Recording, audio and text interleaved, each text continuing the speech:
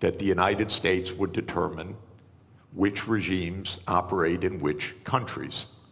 We'll never have peace in this region if outside imperial powers like the United States are dictating the terms to this region.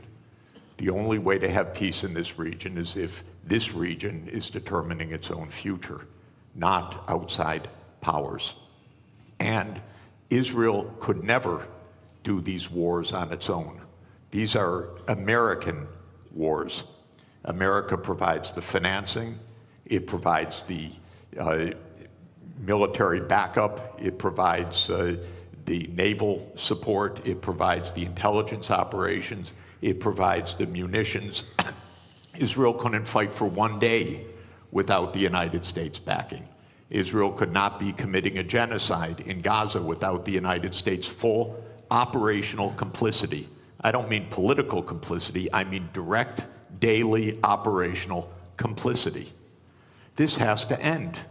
This region has been divided for 100 years, first by the British Empire and then by the American Empire. And this is going on until today. We have a genocide going on right next door. Till today, till this morning. People being wantonly killed, brazenly killed, because the United States is providing the means for this. So this is what's happening in Syria. Is the US on the fence? Hardly. It's the major actor. I know, by the way, I know firsthand that in 2012, UN Secretary General Ban Ki-moon appointed former Secretary General Kofi Annan as special envoy to reach a peace in Syria. I loved Kofi Annan. I love Ban Ki-moon. I worked for both of them. Kofi Annan arranged a peace in 2012. He arranged a peace in Syria. You know why it didn't happen? Because all the parties agreed to peace except one. Literally one. That was the United States of America. The United States of America said there will be no peace unless Bashar al-Assad goes the first day. The other parties said, no, you can't just determine that. Maybe there'll be a process, maybe there'll be elections agreed, maybe there'll be a 2-year process, a 3-year process. The United States said, no, Assad must go the first day of any agreement or we block it. And so Kofi Annan stepped down from his position after having negotiated a peace arrangement, and we have had 500,000 people dead since then. We should not allow this kind of criminality to be normal. This region has been at war nonstop for 30 years. Actually, I would say for at least 57 years since the Six-Day War, because there has been no honest accounting of international law, no honest diplomacy.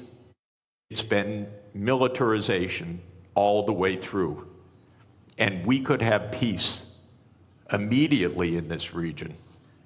All that is required, in my view, is the United States change its veto of Palestine as the 194th UN member state, because on that basis, all the region would normalize relations and the wars all across this region would stop. But Israel has had control over US policy, and it says no. It wants greater Israel. It wants Israel in Syria. It wants Israel in Lebanon. It wants Israel in the West Bank. It wants Israel in East Jerusalem. It wants Israel in Gaza. And until that stops, we're not going to have peace. So is the US on the fence? Of course not. It's the major protagonist of this whole war and has been for the last 14 years. Thank you, Jeff.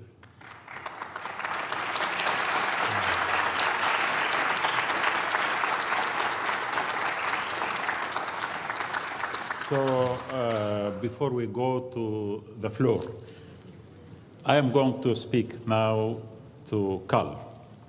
So we have about 9 million Syrians who have been affected.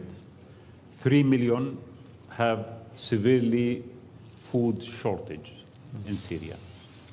And the World Food Program has reduced or has been not capable of providing the same budget with this. I mean, again, we are in the same loop. We are asking an administration to fulfill certain duties, but the most important duty towards its people is not being enabled for them to fulfill. So don't you think that we are, all of us are moving in a vicious circle?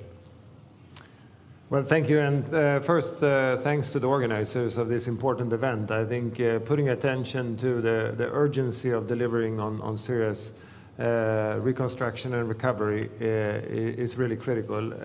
It is a now or never moment in Syria, and the investment needs to be stepped up. You know, the World Food Program is on the front lines in Sudan, in Gaza, in Yemen, in all the crises across the globe. And in all of those, the situation, if anything, is deteriorating. The one exception we now have is Syria, where there is a window of opportunity for improvement. And a lot has changed in Syria over the past 4 months, as we heard. But what has not changed is the suffering of the people, and particularly the most vulnerable. I was recently in Homs speaking to women who basically said that at the peak of the fighting, the situation for them was better because they had food to put on the table of their children, and they don't now. And this is 4 months after the transition. As it comes to WFP, 3 years ago, we were able to assist 5 million people. Now we're down to assisting around 1.5. So in this period, the funding for humanitarian assistance, the capacity for humanitarian assistance has shrunk. And 1.5 people might sound a lot, but like you just pointed to, there are 3 million people who are critically food insecure. That means that you don't know where your next meal is going to come from. So, you know, there is 3 million people who are in that category, and we are just able to assist half of them. And that 1.5 million who are not assisting, these are widowed mothers with more than 5 children, disabled people who have frankly nowhere to turn. So the suffering is deep and real. The capacity is there to deliver. As for WFP, we have field offices across the country. Throughout the war, we've been working in all areas. We have the infrastructure, we have the capacity, we have the staffing. What is lacking is really the money. There are 3 areas that we would like to invest in. One is the more urgent need in putting food on people's tables. In this, we would really like also to quickly recover the bakeries to be able to put bread, warm bread, into the hands of people. We know that also has a psychological impact. We did that during the ceasefire in Gaza. But we would also like to expand what is our cash system, where we provide cash instead of food, and working with authorities as this being an embryo for a social protection system, which, by the way, could be a key pillar also to allow for the return that we hope will happen. And then finally also, we are not in a development agency, but we can contribute to some early recovery initiatives to get farmers back on their land for the food system to start recovering. We don't build dams, but by just fixing some pipes, you can get basic irrigation happening and the food production inside Syria to start for the next planting season. So there is a lot that can be done, and there is a lot of capacity ready to deploy, but the funding is not there.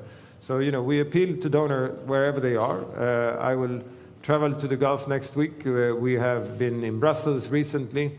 Because the issue when it comes to WFP is not the sanctions. While that also is an important issue, as we've heard from other speakers, we have humanitarian exemptions, and we really need donors to step up and to do it now, urgently. We think, while I am speaking to a humanitarian imperative, because that's what we do, obviously this also has political and security impact. We know that when there is no food secure, there is no stability. And so to invest in these humanitarian programs, I think we would also allow for this sense of change to happen in the country. These are quick dividends that are important for people to believe in this change. There is still hope, but that hope needs to be nurtured or it will turn to frustration and anger. And so we really hope we will be able to seize this window of opportunity. As I started off saying, this is a now or never moment in Syria. Thank you very much, Carl.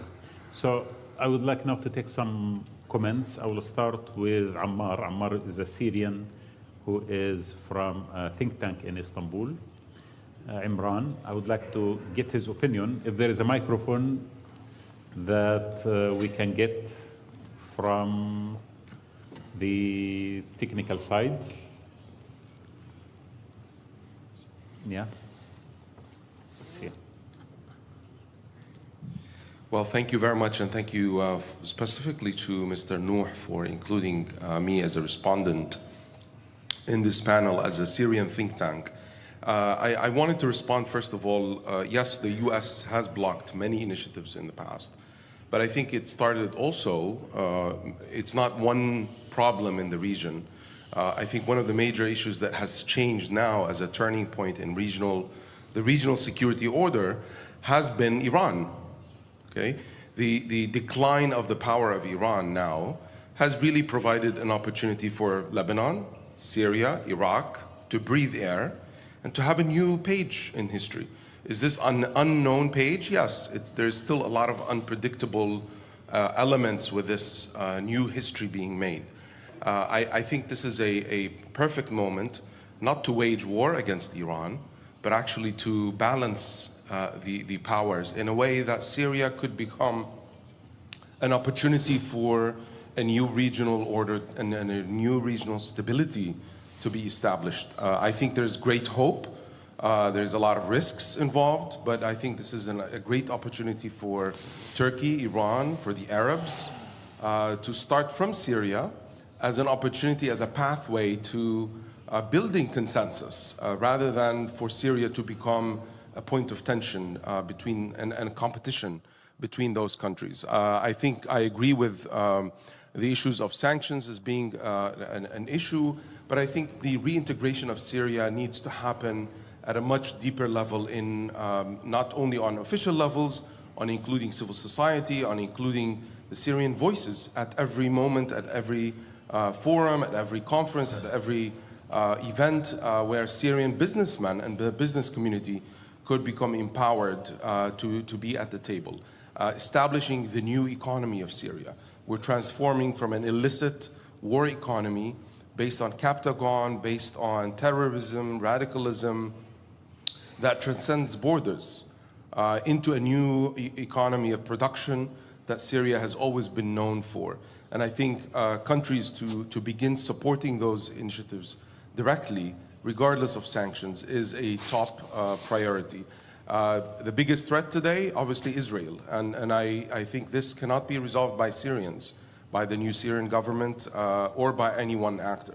This really involves a new regional order to be discussed, whereby this aggression would be stopped. So on the regional dynamics, I believe there's a great opportunity for a new geopolitical order.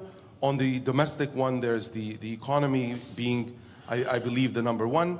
And then, of course, you can't have social reconciliation without transitional justice. I think those are essential elements on the domestic level to rebalance what happened in the coast, is that transitional justice has not started. I don't know how many minutes I have, but again, I think the biggest thing is that countries are discussing whether we start with the chicken or the egg.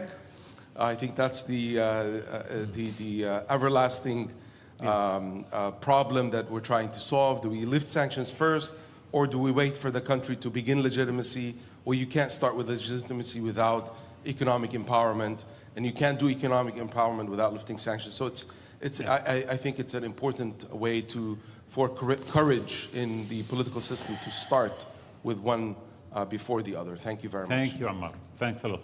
So we are going to have questions to the panel. Please make it very direct and quick, because we'd like to take a few questions before we go back and conclude our session. So yes, please, you could start here. You can stand up so they can see you. Yes, okay. Thank you so much, moderator, gentlemen. on the panel. Extremely enriching conversation. Would have really loved, or let me turn this into a question. Why aren't there Syrians on the panel? I heard, Dr. Nuh, that the foreign minister is gone, but surely there were other Syrians worthy of being on the panel. And mostly, why aren't there any women on the panel? It's a question. Thank you. Thank you. Thanks a lot. Okay. Next question. Please, yeah. We are going to have here.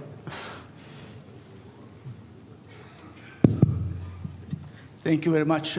My name is Şener Aktürk. I'm a professor of international relations at Koç University. I have the question about transitional justice and accountability. I mean, many report that up to 500,000 Syrians, mostly civilians, have been killed, many of them with chemical weapons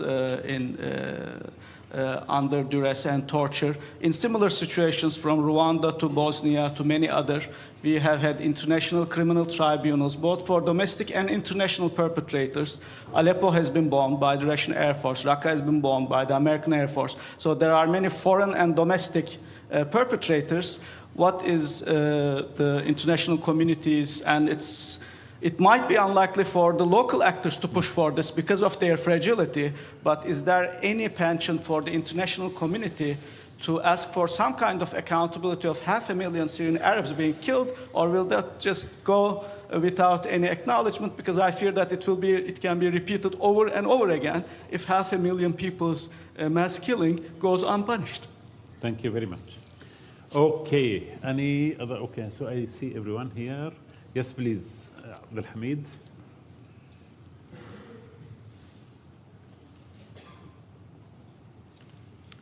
Thank you very much, friend Wadah and the panelists.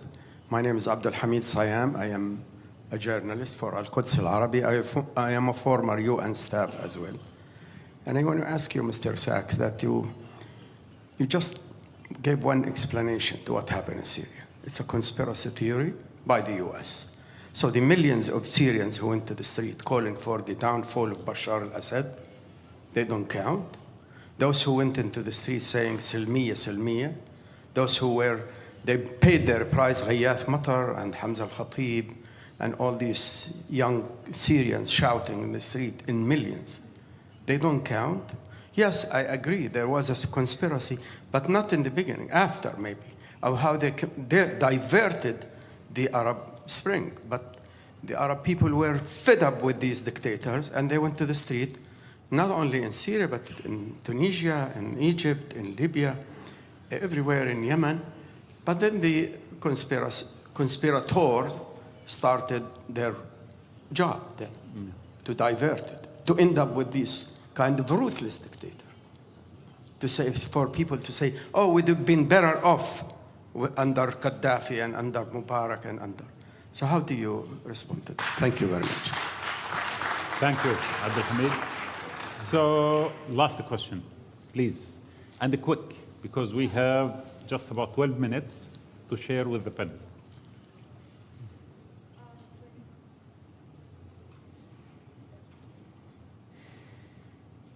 Hi, everyone. My name is Sukanya. I'm from India. I have two questions. First of all, good morning. One is to the Deputy Foreign Minister that how do you justify Ankara's operations in Syria amid criticism that, they violate Syrian sovereignty and could escalate regional tensions? And my second question is to Mr. Sachs. If you could speak a little bit about the Qatar Gate issue, and you obviously spoke so much about Israel and how it's violating ceasefire rules, etc. But also Hamas isn't returning the hostages, and which is prolonging the war. And Qatar is still hosting so many Hamas people, and the Palestinians have now finally started. Protesting against the Hamas government people. So what do you have to say about that, these two questions? Thank you. So, okay, now we have 3 minutes each, by the way, so then we have to conclude. So we'll start with Noor. Okay, so first of all, we should really see that Israel in the region works as a strategic destabilizator. So that's a different kind of force that really creates that destabilization to really profit from that. So to prevent that, regional countries, so we got together 5 countries, we created a mechanism that's called quintet mechanism that will introduce some kind of operational center that would really respond back to the security problems in the region, because it is so real that there is terrorism problem, there is border security problem, there is drug trafficking problem, and those things really negatively affect all the regional countries. So in order these problems not to be abused, so 5 countries, Turkey, Iraq, Syria, Lebanon, and Jordan. So we got together in 9th of March in Amman. So we created this mechanism, and we will make this operational very soon. So one of our friends asked a question about the new regional order. If not a regional order, but at least we are trying to help Syria to build some kind of capacity that would allow Syria to respond back to these security problems alone. But first, we need to help to make them stand alone. So the center will be in Syria, and the request will be coming from Syrians. So we will be under the Syrian demand to really respond back to those security questions. So we are hoping that that would really help Syria to have a better future. So other than that, so as you mentioned, there is hope on the ground. Really, we should keep that hope alive. So the Syrian government has been responding positively. Most of the demands coming from the international community. So that's really a very positive momentum. So we should help Syrian government to achieve its goals. Mr. Bederson. Listen, let me, to what Jeff said, 3 short comments, and it's been addressed already. The Syrian people have agency. They started, not the United States, started the demonstrations in March 2011. It was not a conspiracy. This is extremely important. The Assad dictatorship led to what happened in March 2011. Then we can have a long debate of what happened afterwards, but this is my first point. The second point is that in 2011, the Israelis were not unhappy with Assad. They thought he gave them what they wanted. He gave them a quiet Golan. Then there were a few other issues that we can discuss. But let's not distort what was actually the situation in 2011. This is very, very important. Then, on the 2012 efforts of Kofi to have a peace deal, what actually happened was that, as you remember, Jeff, there was an agreement in Geneva, supported by the United States and Russia, the so-called Geneva Communique, where they actually agreed on what would be the road forward. I think it's quite a far stretch to claim that it was the United States that prevented that agreement from being implemented. Again, the Syrian people have agency. Assad had agency. And, you know, I dealt a few years with the Assad government. They were not prepared to move an inch, not an inch. And in the end, there was a dissatisfaction from Russia, from Iran, from the Arabs, from Turkey, and from the Syrian people. And what we are seeing, what happened from the 27th of November to the 8th of December was not a decision in Washington, it was not a decision in Ankara, it was not a decision in Doha, it was the combined consequences of 14 years of war and conflict and the failure of Assad's policies. And did many things happen in between, you know, Arab intervention, Turkish intervention, American interventions? Absolutely, absolutely. But again, let's not take away the agency for the Syrian people to what is happening in Syria. Do they need the international community, as I started by saying? Absolutely. Do we need to see an end of sanctions? Absolutely. Do we need to see an end of Israeli attacks? Absolutely. But again, the Syrian people front and center. Thank you very much. Thanks. Mr. Sachs. I gave you the platform. Yeah. Yeah. I am not discussing the agency of the Syrian people. I'm discussing the opposite. Do not be naive. Do not think that 600,000 people died because of Assad and the protesters. This was a war. Wars are expensive. They require billions of dollars. They require armaments. And I'm not talking about a conspiracy theory. I'm talking about a conspiracy. And you should know. Everybody go look up Operation Timber Sycamore. Understand what happened in your region. And if you think that calling in the CIA is going to do the bidding of agency in this region, you are sadly mistaken. This region has been manipulated by Britain, France, and the United States for 100 years since the Versailles Treaty. It will not have safety or peace until the United States is out of this region through manipulation and war. You all say, well, it's Israel doing this. It's the same thing I'm talking about. It's the same reason for Operation Timber Sycamore. It's not an independent fact. It's the reason why this happened. I'm the last to denigrate agency. I'm telling you exactly the opposite. If you think your big friend, the United States, is going to do your bidding and help you get your way, empires divide to rule. They are not doing the bidding of Turkey or Syria or Lebanon or anybody else in this region. And if this is, yes, you want to balance Persia or Iran, you call in the United States to do that and you think this is going to work out well? It's not going to work out well. This region has three major powers: the Arab world, the Turkish world, and the Persian world. It's been more than 1,000 years this way. I said to Iranian diplomats that Iran has been 5,000 years. I was corrected, 7,000 years. It's a long story.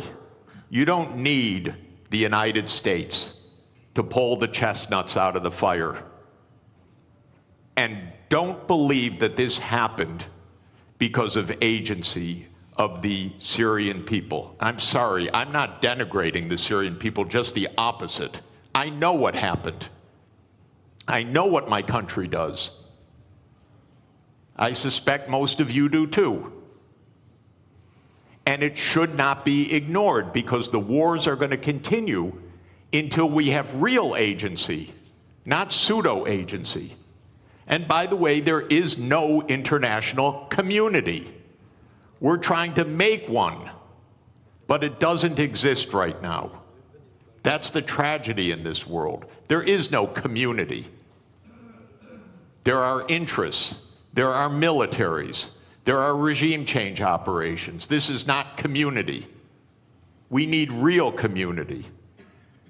And by the way, I give every day my volunteer time to the UN for 25 years because I believe in it. It's my life commitment. So I believe in community. I also happen to know that the United States blocked the agreement in 2012. I'm sorry, I won't elaborate. But the United States blocked it, and I know it. Well, I know it too, Joe. I know, Okay. but I know it from Kofi, sorry. Perfect. I too. Carl.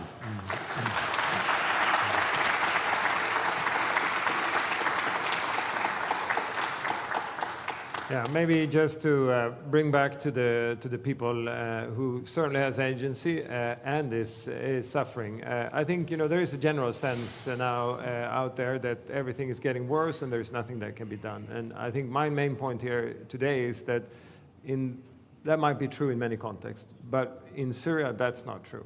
In Syria there is now an opportunity to make a difference, and we know how that difference can be made.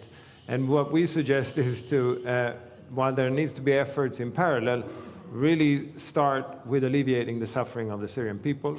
It can be done in concrete ways. There is surplus grain in Ukraine that can next week be shipped to Turkey to be milled and brought to bakeries, to have them start within the next couple of weeks, to put bread and fresh bread into millions of Syrian hands. And so, there are concrete things that can be done tomorrow, and frankly, the cost of that is minimal if you compare to the broader scheme of things here. So that's our appeal, really, to invest in the Syrian people, to do it now and to do it concretely. Thank you very much, Carl. And let me just make my final comment on this, if you allow me. Humiliation is one of the most serious factors when humiliation affects nations with depth of civilization. I think China is a great example of that. Japan as well was a great example of that. This region has gone through a century of humiliation that has never been seen before within the configurations of a civilization that one day thought of itself to be one of the most important civilizations. Since Versailles, since the collapse of the Ottoman Empire, the vacuum created in this region led to dictatorship, led to international interference in our land, to fragmentation, to artificial boundaries and borders, to artificial ideologies that were never brought up from within the soil of this earth. What we have been through in 100 years is horrendous. And if we are going to move forward, yes, I agree that we need to own our own destiny. But before that, we need to detoxify our brains as well from being only just followers of the Western powers in particular and the international powers and seeking solution in Washington or in London or in Paris or wherever it is. So yes, I think this region has resilience, and this region has civilizational depth, and this region will regain eventually its destiny. And I think what we are seeing in the next few years and decades is a new generation of people who are aware at least of what has happened to them, to their fathers, to their grandfathers, and I don't think they will accept to continue living under this kind of humiliation. So Syria will be stabilized by the people of Syria. Definitely, they are very creative. This is a country where all civilizations in this part of the world has met. This is a country that was manufactured by the most important ideologies, religions, thoughts, and the trends of history. So it is going to own its destiny, and the whole region is going to do the same as well. And when that happens, a new order is going to be created. Bravo. Thank you very much. Thank you.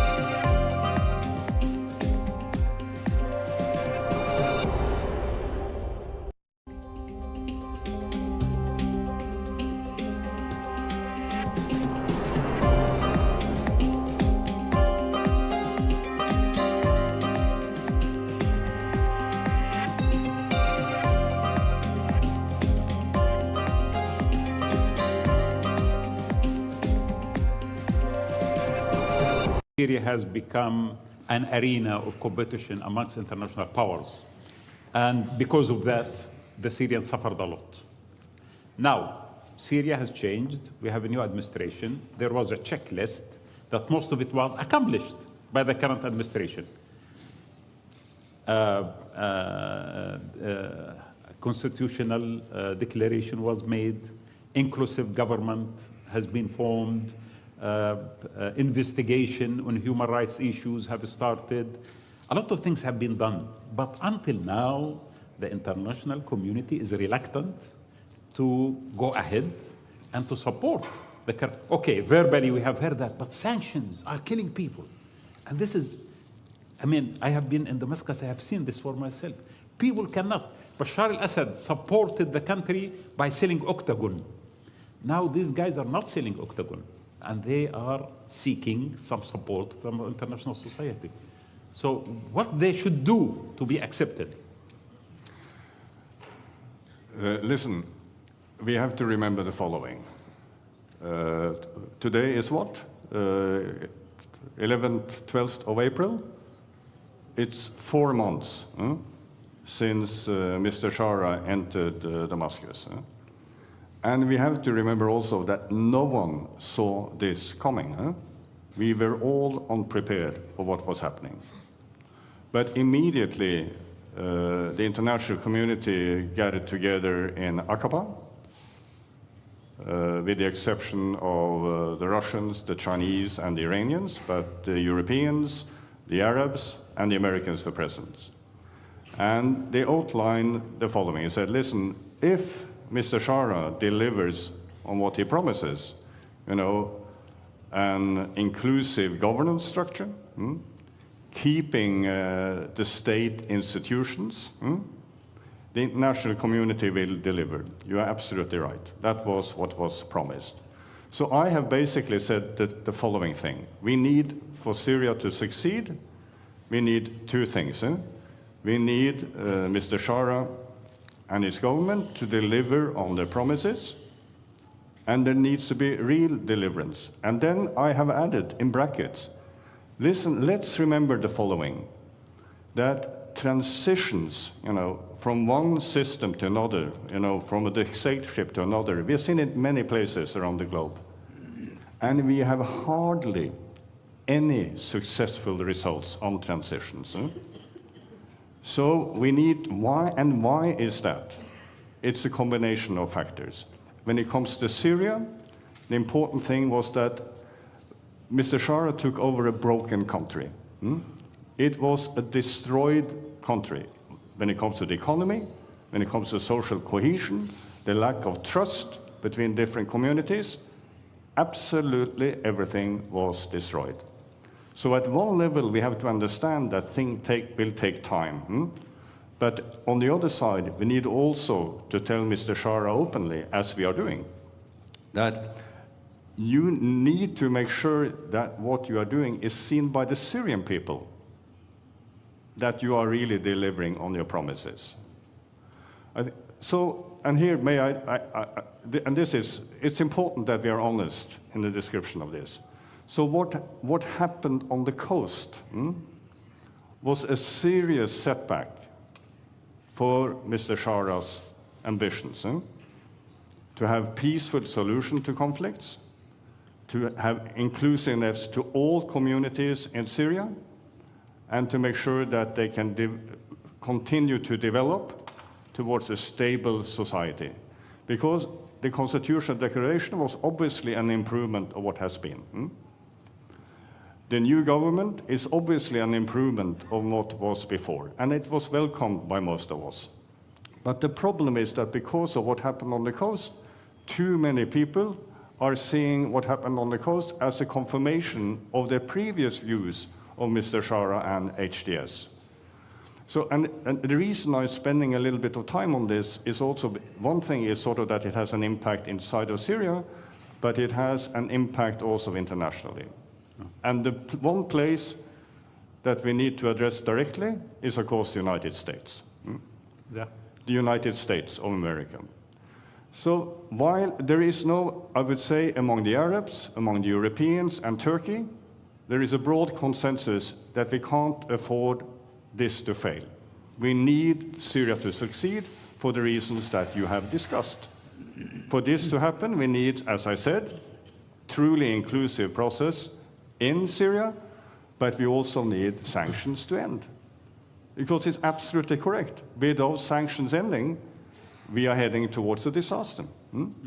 The economic humanitarian situation, and Carl will address this, it's a disaster. It was a disaster during the 14 years of Assad. It's getting even worse. And there is a lack of funding. And in Washington, I'm diplomatic, Washington is sitting on the fence. They haven't decided. So what does it mean? It means that we will not immediately see sanction relief. Luckily enough, there is an agreement that sanctions shall not have an impact on the humanitarian assistance. And we need to make sure that Turkey, the Europeans, and the Arabs, we need to make sure that the message to Washington is make at least sure that that is happening, that we can, that we can actually see that the energy sector is restored, that the financial sector, the banking system is out of sanction, that health and education and the work that the World Food Programme is doing is not impacted by sanction. Let's at least agree on these things. If we can do that, maybe we can move forward. And while we are doing that, we need to continue in our honest discussion with Mr. Shara and say, listen, you have no promise. There will be a real investigation of the events that happened on the coast. We have been discussing transitional justice issues. We are there to support you. We will work together with you. And I must say, on behalf of the United Nations, we have a good dialogue with Mr. Shara and his team. But he cannot succeed alone. As you rightly stated, he needs also the international community, and much is at stake. And let me just, to finish, the Israelis have to stop what they're doing. Yeah. This is playing with fire. And it is contributing to destabilizing what is already a fragile situation. Thank you very much. Now I'm going to ask Jeff about, is United States of America sitting on the fence on Syria? In my understanding, they are not. Why? Because they are holding the most important card in the issue of Syria, which is sanctions. Even when the Europeans wanted to ease the sanctions, eventually the Americans are the people who are going to, give the final approval or not. So they are not. They are taking position. The fact that Syria, after 4 months, is at this moment in time suffering from sanctions, and the current government, which we are demanding them to show all kinds of flexibilities, cannot provide to the people even daily food, it means we are not on the fence. What is the grand strategy of the United States of America in Syria? And how do you see the game played right now by Trump administration? Yeah, thank you very much. I think it's important for us to understand where this entire war came from. It did not come from Bashar al-Assad. It came from Washington. There was a decision in 2011 to overthrow Assad. Actually, that came from Jerusalem. This has been a desire of the Israeli government that stretches back more than 25 years. Netanyahu's idea is make the Middle East in Israel's image, overthrow every government that opposes Israel. He's had a friend in that, and that is the CIA and the United States government. So this war in Syria did not come from Assad's repression. It did not come from Assad's dictatorship. This war came from a presidential order by Obama to overthrow Assad, starting in the spring of 2011. We have a name for this program. It was Operation Timber Sycamore.